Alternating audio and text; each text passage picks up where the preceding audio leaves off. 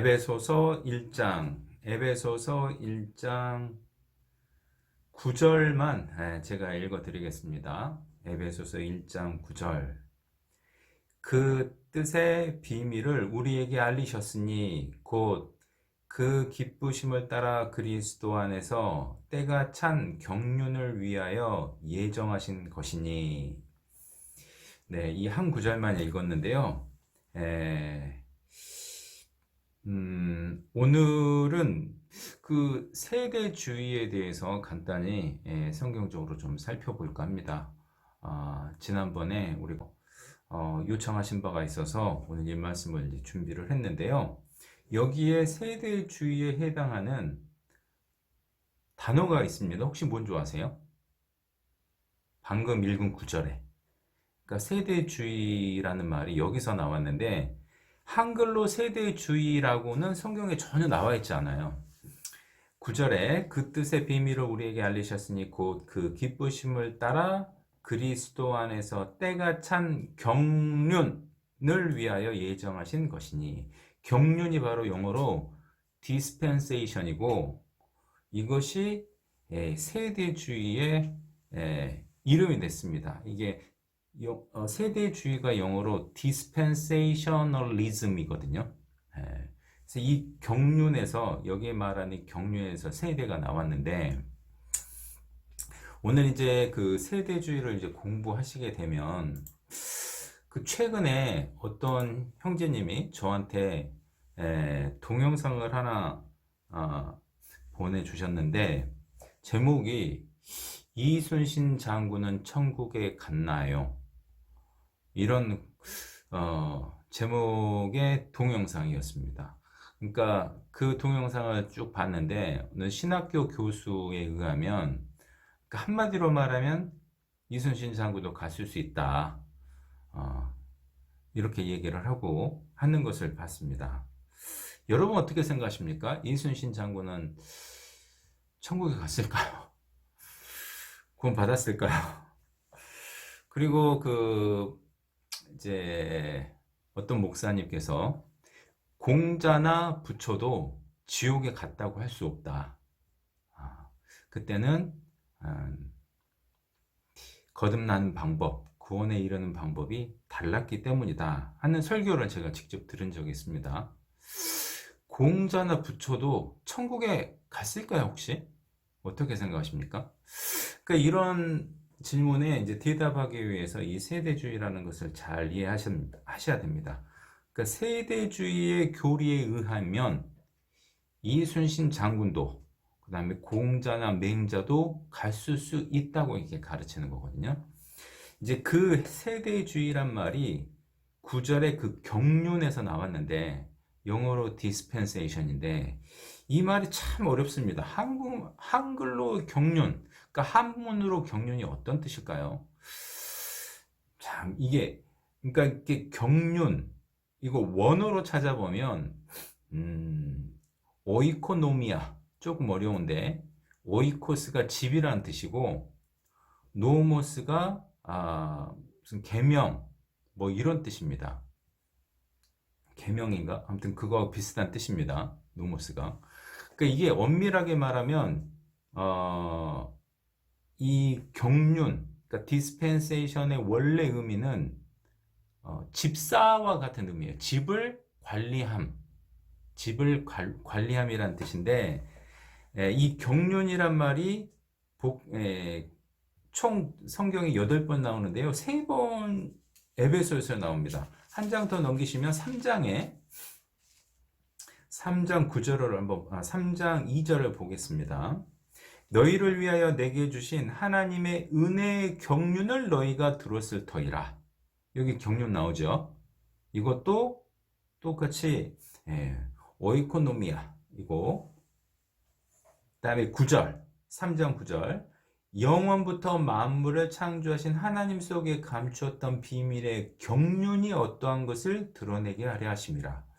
여기도 경륜 이렇게 나왔는데 이거 한글 성경으로 읽어도 참 이게 어렵습니다. 이걸 어떻게 해석해야 될지.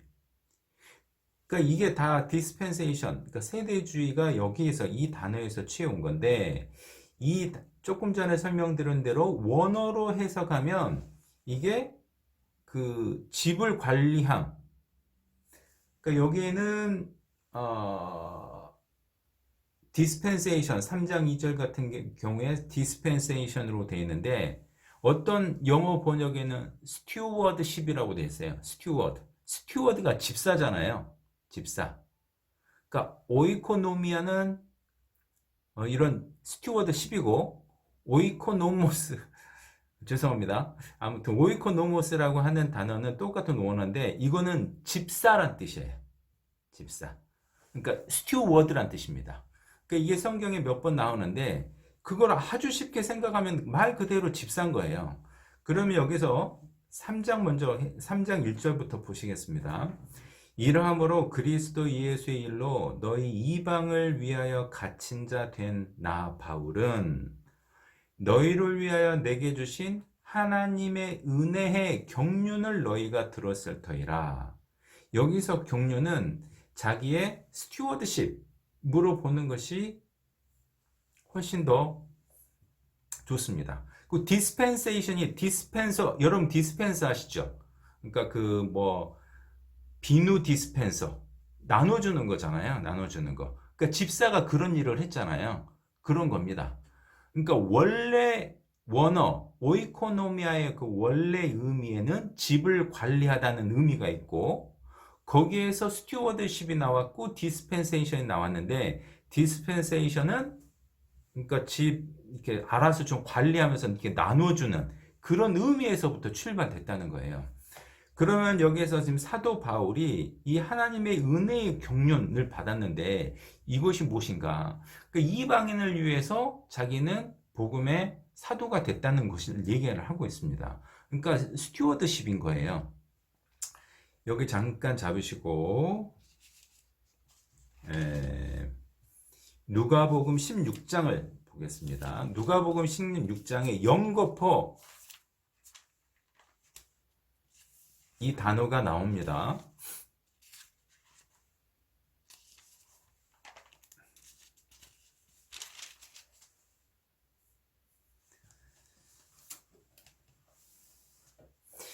제가 원어를 좀 사용해서 죄송하긴 한데 조금 전에 오이코노미아 이게 스튜어드십이고 오이코노모스 이게 집사 스튜어드라고 말씀을 드렸는데 여기에 6번이 나와요. 3번씩. 자, 제가 1절부터 읽어보겠습니다. 또한 제자들에게 이르시되 어떤 부자에게 청지기가 있는데 그가 주인의 소유를 허비한다는 말이 주에게 들린지라. 이 청지기가 오이코노모스입니다. 주인이 저를 불러 가로되 내가 네게 대하여 들은 말이 어찌미뇨 네 보던 일을 세마라. 청지기 사무 이게 오이코노미야. 조금 전에 경륜하고 똑같은 거예요. 청지기 사무가 계속하지 못하리라. 청지기가 이게 오이코노모스 속으로 이르되 주인이 내 직분을 빼앗았으니 내가 무엇을 알고 땅을 파자니 힘이 없고 빌어먹자니 부끄럽도다. 부끄럽구나. 내가 할 일을 알았더라. 이렇게 하면 직분을 빼앗긴 후에 여기도 오이코노미야. 여기서 다 경륜하고 원어가 다 똑같은 의미란 얘기입니다. 그러니까 한 곳에서는 이렇게 직분으로 나와 있고 여기는 스튜어드십이라고 다 나와 있죠. 한 곳에서 똑같은 말을 디스펜세이션으로 번역을 한 것이다. 근데 원래 의미는 똑같은 그런 집사의 의미가 있고 나눠주는 의미가 있다. 자, 그러면 세대주의란 도대체 무엇이냐? 왜 여기서 왔고 그 세대주의의 그 뜻은 무엇이냐? 간단하게 말씀드리면 세대주의는 인류 역사, 그러니까 아담 때부터 이제 세상 끝까지 7단계로 나눕니다. 7단계로 나눠서 각 세대마다 거듭나는 방법, 구원에 이르는 방법이 달랐다. 이렇게 가르치는 것이 세대주의입니다. 끝. 자, 여기서 왜 디스펜세이션, 조금 전에 에베소서 1장에 그 경륜이란 말을 이렇게 해석을 했을까요? 이건 이게 하나님의 경륜이라는 거예요. 하나님께서 나눠줬다. 세대를 나눠가지고 그렇게 의미를 거듭나는 방법, 구원 받는 방법을 달리 했다. 데서 취해가지고 디스펜세이셔널리즘이라는 것을 만들었습니다. 이 세대주의는 1800년대까지 없었어요. 그 전까지는 세대주의란 말조차 없었고, 인류 역사를 7단계로 나눠가지고 거듭나는 방법이 달랐다고 가르치는 게 없었는데, 1800년도에 기독교 역사상, 근대 기독교 역사상 꽤 유명한 분이 태어나시는데, 존 넬슨 다비라는 분이 태어나십니다. 그분이 형제교회의 시조가 되세요. 그 플리머스, 영국의 플리머스 형제단이라는 그 교회에서 수장이 되고, 그분이 7단계로 나눠가지고 이 세대주의를 처음으로 퍼뜨리기 시작해요. 그래서 형제교회에서는 이 세대주의 교리를 잘 따르고 있습니다. 근데 이분이 이렇게 이제 맨 처음에 나와가지고 이 에베소서 1장 9절에서도 보듯이 예정과 관련된 내용의 이 경륜이란 말이 있잖아요. 그러니까 예정론을 수용을 해요. 그리고 당시의 장로교나 뭐 침례교나 미국의 뭐 이런 데가 거기서도 받아들여요. 들어보니 존 넬슨 다비의 얘기를 들어보니 맞는 것 같다. 그래서 한동안 19세기, 20세기 초까지는 이 세대주의가 많이 받아들여졌답니다. 근데 요즘에 와서야 아니었다. 이렇게 다시 비판의 방향으로 지금 바뀌고 있는데, 이미 세대주의는 자리를 꽉 잡고 있어요. 그러니까 이미 많이 퍼져 있습니다. 그래서 지금도 장로교 일부에서는 이 세대주의를 받아들이고 있고, 혹시 여러분 스코필드 성경 아세요? 그 스코필드도 역시 이 세대주의 교리에 의한 성경 주석입니다. 성경입니다. 그건 이제 참고로 알고 계시면 되고, 지금도 그래서 장로교 일부, 그 다음에 침례교 일부, 그 다음에 여호와의 증인도 세대주의를 따른다고 하고요. 그리고 이제 가깝게는 우리하고 가깝게는 지방교회, 그 다음에 형제교회는 당연하고, 현재까지도 형제교회, 그 다음에 지방교회, 그 다음에 구원파, 범구원파, 여기는 다 이 세대주의 교리를 따르고 있습니다. 그러니까 범구원파는 여러분들이 조금만 생각해 보시면 당연해요. 왜냐하면 맨 처음에 복음을 전해 주셨던 딕욕 선교사, 그 다음에 길기수 선교사, 이분들이 형제교회 출신들이에요. 그러니까 이분들이 그 교리를 가져와서 전해주고 그 교리로 교육을 받다 보니까 이 범구원파는 그분들의 영향을 받은 거거든요. 그래서 이 세 범구원파는 자연스럽게 세대주의 교리를 따르고 있습니다. 자, 그런데 형제교회, 지방교회, 그 다음에 구원파가 약간 모양이 달라요. 어떻게 다르냐면, 형제교회하고 지방교회는 일단 세대주의 교리는 같고, 그 다음에 외형적으로 목사제도를 타파하는 것이 그 중요한 교회의 운영 방침으로 생각을 했어요. 그래서 목사제도가 없어요. 다 형제다.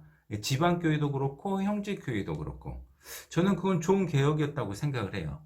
그래서 그런 모습은 지방교회하고 형제교회하고 굉장히 비슷하고 세대주의도 비슷합니다. 근데 차이가 있다면, 형제교회는 거듭남을 강조하고 거듭나기 위한 전도를 강조하는 반면, 지방교회는 그만큼 그렇게 강조하지 않아요. 거듭나는 방법이 조금 제가 개인적으로 경험하기 좀 이상합니다. 그리고 이 형제교회하고 구원파도 비슷하겠죠, 이제. 왜냐하면 세대주의 교리를 따르고 있고, 그 다음에 거듭남을 강조하면서 전도도 강조하고 있고, 여기까지는 비슷한데 뭐가 다릅니까? 목사제도를 받아들였어요. 구원파에서는 목사제도 아니면 다른 구원파에서는 목사가 아닌 이상한 사람이라니까 좀 이상한데, 아무튼 우두머리가 있습니다. 그러니까 이게 형제교회에서는 되게 싫어하는 건데 이런 모양을 취하고 있는 거예요. 그래서 이제 교리는 비슷한데 그런 외형, 교회의 교제한 스타일이나 이런 모양이 조금 다르다는 그런 차이가 있습니다. 어쨌든 세대주의가 무엇이냐? 방금 이런 이제 그걸 따르고 있는 교회들 조금 소개해 드렸는데 그 공이 인류 역사를 7단계. 그런데 구원파에서는 3개로 나누더라고요. 여러분도 익숙하실 겁니다. 양심시대, 율법시대, 은혜시대. 이렇게 3가지만 이렇게 줄여가지고 나눠요. 원래는 무죄시대, 양심시대, 인간통치시대, 약속시대, 율법시대, 천년왕국. 이렇게 7가지로 나누는데 아무튼 아담이 범죄하기 전까지는 무대 시대고 또 노아 시대까지 또 아브라함까지 그다음에 모세로부터 이제 율법을 받았을 때부터 또 율법 시대 이렇게 됩니다. 그러니까 이게 원래 존 다비가 시작했던 건데 구원파는 3개로 나누니까 어떤 부분이 조금 헷갈릴 수가 있냐면 아브라함부터 모세 시대는 무슨 시대로 봐야 될까요? 양심 시대로 봐야 될까요? 그러니까 구원파에서는 3개, 양심 시대, 율법 시대, 은혜 시대. 은혜 시대는 아니니까.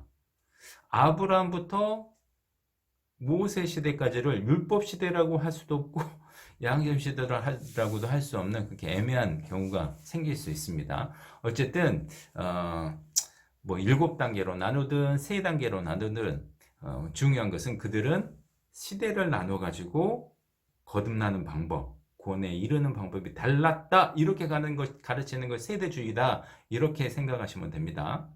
또 세대주의에 대해서 한 가지 또 꼭 아셔야 될 게 있습니다. 이거 방금 말씀드린 게 세대주의의 핵심인데 전천년주의 또 교리 쪽으로 얘기를 하니까 조금 죄송하긴 합니다. 그러니까 천년왕국이 있는데 천년왕국이 전에 휴거가 된다 이렇게 믿는 게 전천년주의예요. 이거를 믿으면 세대주의다 이렇게 오해하는 사람들이 많이 있습니다.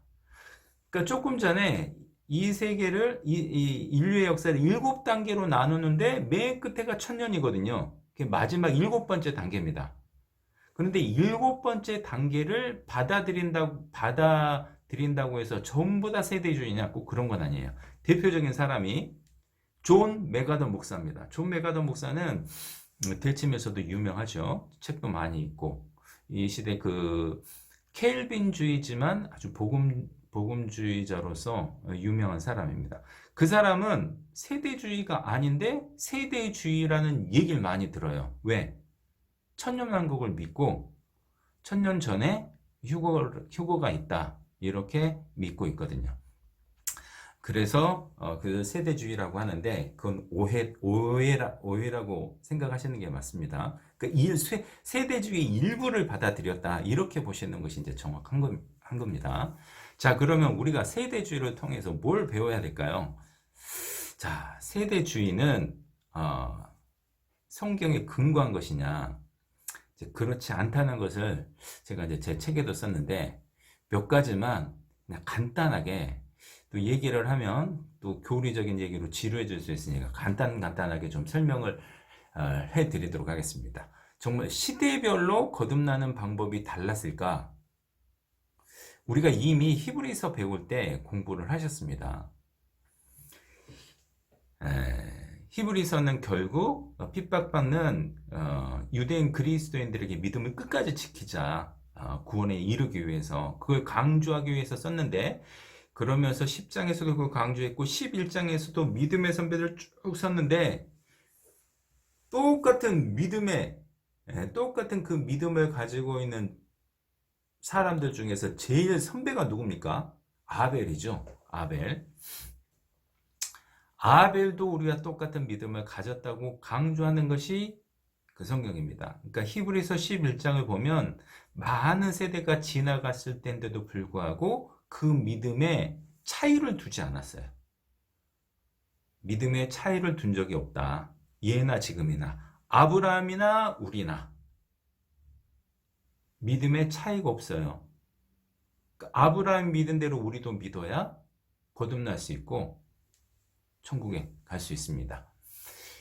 두 번째는 그리스도는 아담 때부터 계시가 됐어요. 그 가죽옷을 지어 입혔는데 그게 예수님의 모형이죠. 그 다음에 여자의 후손 이렇게 얘기를 하셨죠. 그러니까 그리스도가 오실 것을 얘기를 했다는 것은 그때부터 그리스도에 대해서 가르쳤다는 뜻입니다.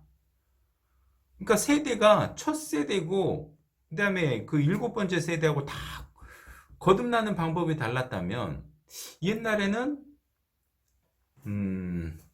예수가 없어도 거듭날 수 있었다. 이렇게 가르치는 게 세대주의잖아요. 그래서 이순신도 구원받을 수 있고 그 다음에 저기 공자, 맹자 공자는 예수님 전 사람이죠. 부처도 그렇고 그 사람들도 예수님 태어나기 전이기 때문에 예수를 믿지 않고도 구원받을 수 있었다. 이렇게 가르치는데 그렇지 않다는 뜻입니다. 예수님은 아담 때부터 계시되고 계시되지 않은 시대가 없었다. 이렇게 보는 것이 정확합니다. 자, 그리고 세 번째는 예수님께서는 온 세상 사람들의 죄를 담당하셨어요. 시대를 구분해 놓고 은혜 시대에 살고 있는 세대주의에 의하면 현재가 은혜 시대이니까 은혜 시대에 살고 있는 사람들의 죄를 위해서만 돌아가신 게 아니라 온 세상이죠. 아담 때부터 마지막 사람까지.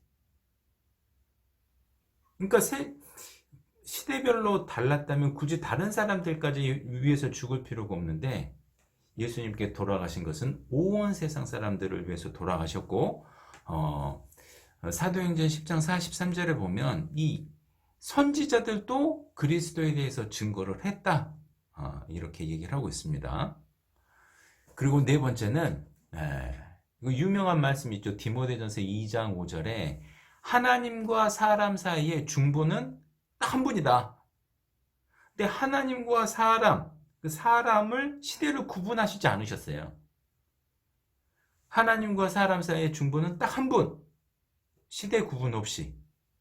이게 성경적인 가르침이고 다섯 번째는 인간은 거듭나기 위해서는 구원에 이르기 위해서는 스스로 절대 할 수 없습니다. 선을 행하는 자는 아무도 없고 깨닫는 자도 없고 찾는 자도 없죠. 그래서 뭐가 필요합니까? 성령의 도움이 필요한 거예요. 성령께서 인도해 주시는 그 도움이 필요한데 성령의 인도하심으로 말씀을 듣게 되고 그다음에 그리스도를 깨닫게 되고 믿게 되는 이 과정이 시대별로 달랐느냐? 그렇지 않다는 것이 성경의 가르침입니다. 자, 로마서 2장을 한번 찾아보겠습니다.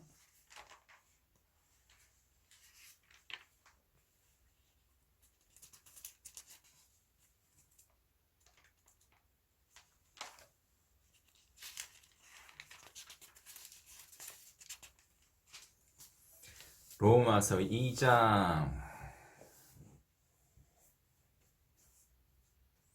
4절입니다. 혹 네가 하나님의 인자하심이 너를 인도하여 회개케 하심을 알지 못하여 그의 인자하심과 용납하심과 같이 길이 참으심의 풍성함을 멸시하느냐. 그러니까 우리가 회개하는 것은요, 우리가 착해서 우리가 좋은 마음 가져서가 아니라 성령이 도와주셔서 회개에 이르게 된다는 가르침이 바로 성경의 가르침입니다. 그죠? 자, 그런데 그 앞장 1장 18절 보겠습니다. 하나님의 진노가 불의로 진리를 막는 사람들의 모든 경건치 않음과 불의에 대하여 하늘로 쫓아 나타나나니 이는 하나님을 알만한 것이 저희 속에 보임이라. 하나님께서 이를 저희에게 보이셨느니라. 창세로부터 그의 보이지 아니하는 것들 곧 그의 영원하신 능력과 신성이 그 만드신 만물에 분명히 보여 알게 되나니 그러므로 저희가 핑계치 못할지니라. 자, 하나님께서는 창조물 그리고 인간의 양심을 통해서 하나님을 알 수 있도록 만들어 두시고 성령이 역사하셔서 죄를 깨닫게 하시고 그 다음에 회개에 이르도록 하셨습니다. 그리고 예수님의 그들이 간절히 찾을 때 그리스도에 대해서 듣게 하시고 거듭나게 하신 것이 하나님의 방법인데, 만약에 옛날에는 그렇지 않았다. 그럼 옛날에는 이 말이 해당이 안 됐다는 뜻인가요? 양심 시대는 방금 읽은 이 말씀이 해당이 안 될까요? 율법 시대는 해당이 안 될까요? 이 말씀은 시대에 상관없이 모든 사람들에게 해당이 된다는 뜻이거든요. 그래서 똑같은 일반 계시로 하나님께서 알려주셨고, 똑같이 성령이 그들에게 그들을 인도하셔서 말씀으로 인도하시고, 똑같이 그리스도를 통해서 거듭나게 하신다. 이게 성경의 일관된 가르침이고, 성경은 한 번도 시대를 나눠 가지고 거듭나는 방법이 달랐다 이렇게 가르친 적이 없습니다. 근데 이제 처음에 찾았던 에베소서 1장 9절 그 경륜 디스펜세이션으로 번역된 그 말을 오해해서 다 사람의 생각으로 시대를 나누고 그렇게 했다는 뜻입니다. 자, 2장 다시 한번 보겠습니다. 2장 14절.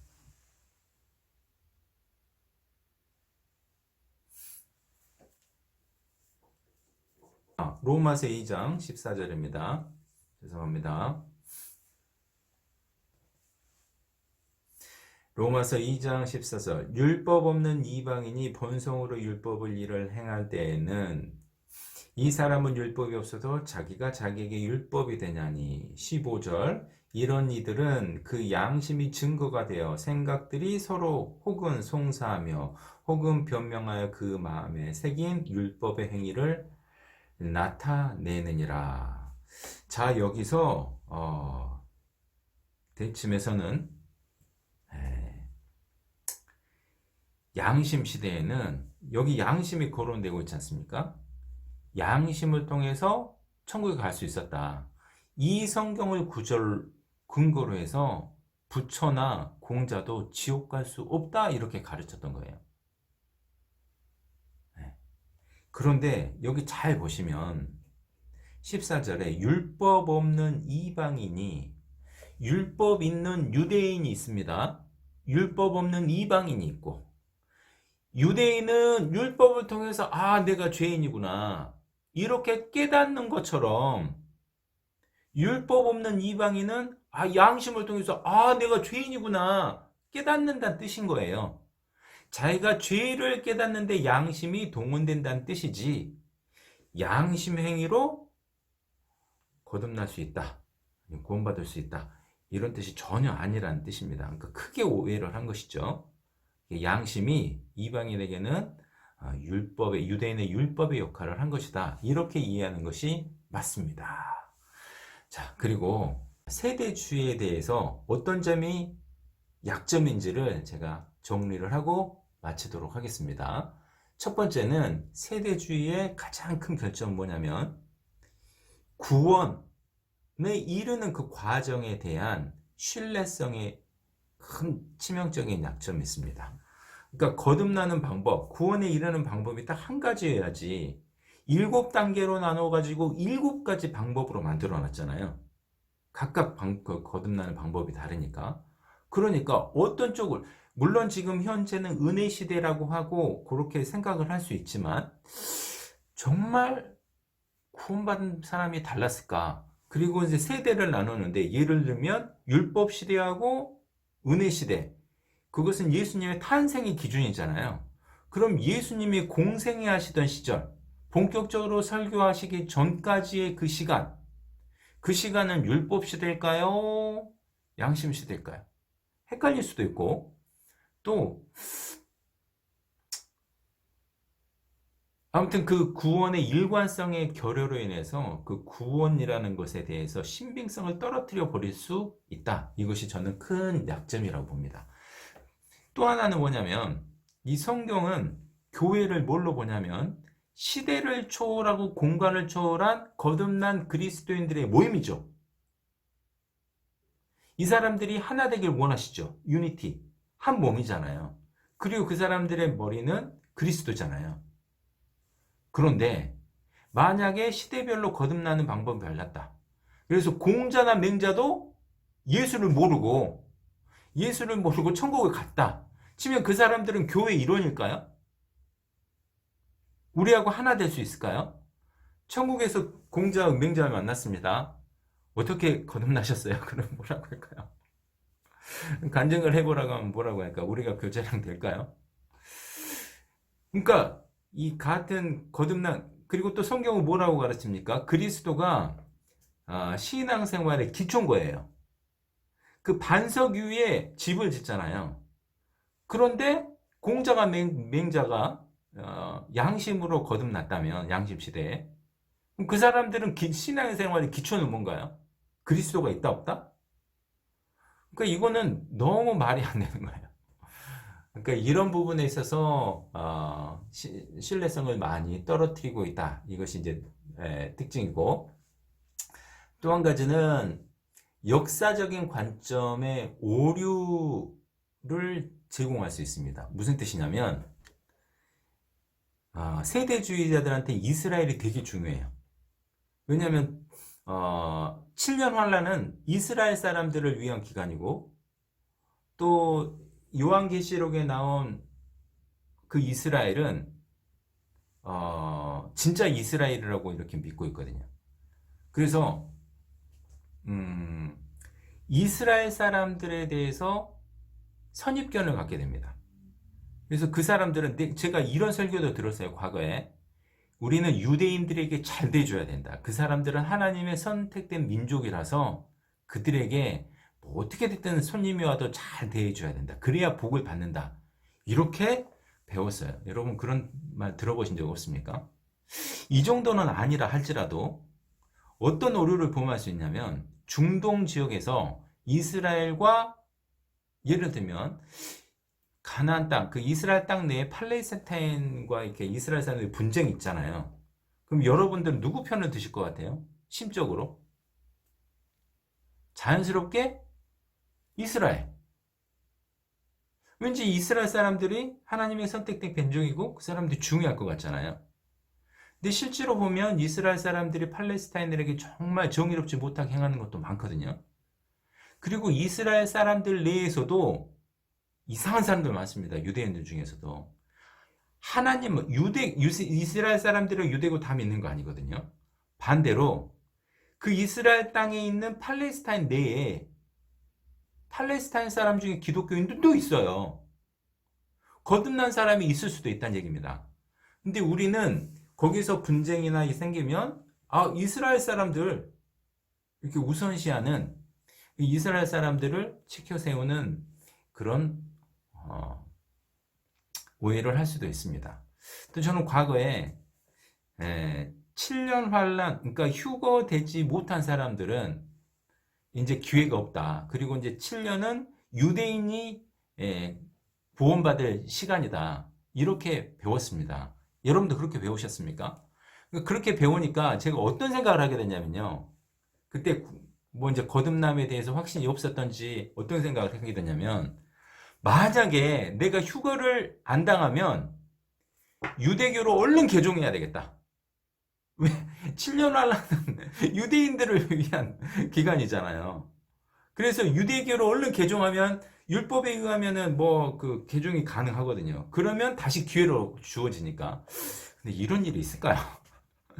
그러니까 이렇게 역사적인 관점을 흐리게 하는 맹점이 있습니다. 또 한 가지 맹점은, 그러니까 휴거, 종말, 다음에 천년왕국, 여기에 이제 초점을 많이 맞추는 바람에 현실 세계, 현실 생활에서의 믿음 생활에 초점이 약해지는 부분이 있습니다. 그래서 이제 휴거라든가 그다음 천년왕국이다, 거기 자꾸 그걸 강조하게 되다 보면 돈 걷는 것도 쉽고 헌금 걷는 것도 쉽고 이렇게 되게 쉽다. 마지막으로 한 가지만 더 말씀드리면, 자, 여기 한번 보겠습니다. 요한계시록 7장입니다.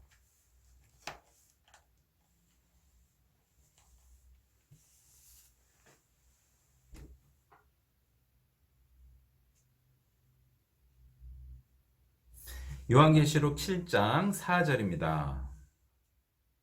내가 입맞은 자의 수를 들으니 이스라엘 자손의 각 지파 중에서 입맞은 자들이 14만 4천이니 유명한 말씀이죠. 이 말씀도. 요한계시록 보면 14만 4천이 나오는데 이 사람들만 입맞았어요. 이스라엘 사람들이 이스라엘 자손의 각 지파 중에서 12,000명씩. 여기에서 이스라엘 사람은 실제 이스라엘입니까? 아니면 다른 의미가 있습니까? 그러니까 존 다비가 이거 보고 헷갈린 거예요. 이거 보고 생각을 하기 시작한 겁니다. 이거 이스라엘이다. 문자 그대로 이스라엘이다. 이렇게 생각을 했습니다. 그런데 그건 일반적인 해석이 아니에요. 여기 보면 여기서 이제 4절에 보면 그 입맞은 자가 14만 4천이죠. 14장을 보겠습니다. 요한계시록 14장 1절. 또 내가 보니 보라 어린 양이 시온산에 섰고 그와 함께 14만 4천이 섰는데, 또 14만 4천이 나오는데요. 섰는데 그 사람이 어떤 사람들인데요? 그 이마에 어린 양의 이름과 그 아버지의 이름을 쓴 것이 있도다. 이스라엘 사람만? 3절. 저희가 보좌와 내 생물과 장로들 앞에서 새 노래를 부르니 땅에서 구속함을 얻은 14만 4천인 밖에는 능히 노래를 배울 자가 없도다. 땅에서 구속함을 얻은 이스라엘 사람만일까요? 4절. 이 사람들은 여자로 더불어 더럽히지 아니하고 정절이 있는 자라. 어린 양이 어디로 인도하든지 따라가며 사람 가운데서 구속을 받아 처음 익은 열매로 하나님과 어린 양에 속한 자들이니.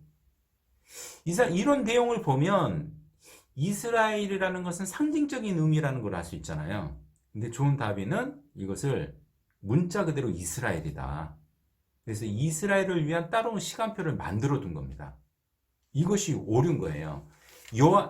야고보서 1장을 보겠습니다.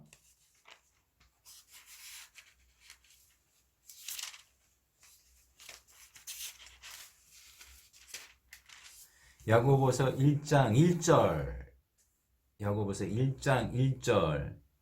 하나님과 주 예수 그리스도의 종 야고보는 흩어져 있는 12지파에게 문안하노라. 이 12지파는 누구일까요? 1번 유대인, 2번 영적 유대인. 누구 것 같습니까?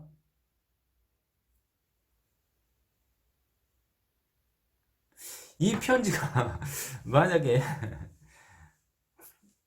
이 편지가 만약에 유대인을 위한 것들은 제2의 히브리서가 됐을 거예요. 근데 이거는 유대인 그리스도인들을 위한 책이 아니라 일반 그리스도인들에게 쓰여진 책이거든요.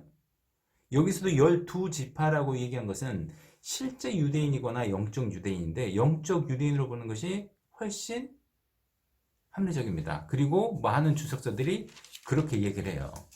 갈라디아서 6장을 보겠습니다. 자, 이런 부분은 여러분이 혼자 성경을 읽으실 때도 약간 고민에 빠지실 수 있어요. 성경을 이렇게 파시다가. 갈라디아서 6장 16절입니다. 16절. 무릇 이 규례를 행하는 자에게와 하나님의 이스라엘에게 평강과 긍휼이 있을지어다. 이거는 갈라디아에서 마지막에 그 인사말로 쓰는 거잖아요. 갈라디아 성도들에게 쓰면서 이 규례를 행하는 자에게와 하나님의 이스라엘에게 평강과 긍휼이 있을지어다. 자, 무슨 얘기입니까? 로마서 2장에 보시면은요, 이면적 유대인이 아니고, 표면적 유대인이 유대인이 아니고 이면적 유대인이 유대인이다. 또 로마서 4장에 보면 아브라함은 모든 믿는 자의 조상이다. 아브라함이 온 세상의 복이잖아요. 복을 주겠다고 했잖아요. 이스라엘 사람들만 복의 근원이 되는 것이 아니라. 그러니까 진짜 아브라함의 자손이 누구냐? 오늘날 믿는 사람들이 아브라함의 자손인 겁니까? 우리가 그러니까 영적 아브라함의 자손이고 성경에서는 그걸 이스라엘로 많이 표현했다는 거예요. 근데 세대주의는 아니다. 이건 이스라엘이다. 이렇게 믿는 것이 그들의 오류입니다. 그래서 아까 AI도 그렇게 표현을 했더라고요. 지나치게 문자적으로 해석을 한다. 이렇게 이제 비평을 한 내용이 그 내용이었습니다. 물론 AI가 비평을 한 것이 아니라 많은 성경학자들이 그렇게 비평한 걸 데이터로 모아다가 그렇게 이제 출력을 해 준 것이죠. 자, 이렇게 오늘 이제 세대주의에 대해서 간단히 좀 살펴봤습니다만 중요한 거 뭐냐면 개념만 알고 있으시면 됩니다. 세대주의는 인류 역사를 이렇게 나눠가지고 인위적으로 거듭나는 방법이 달랐다고 가르치는데 성경적인 근거가 없다. 오히려 성경은 그렇지 않다고 말하고 있다는 그런 확신을 좀 갖고 계셨으면 좋겠고요.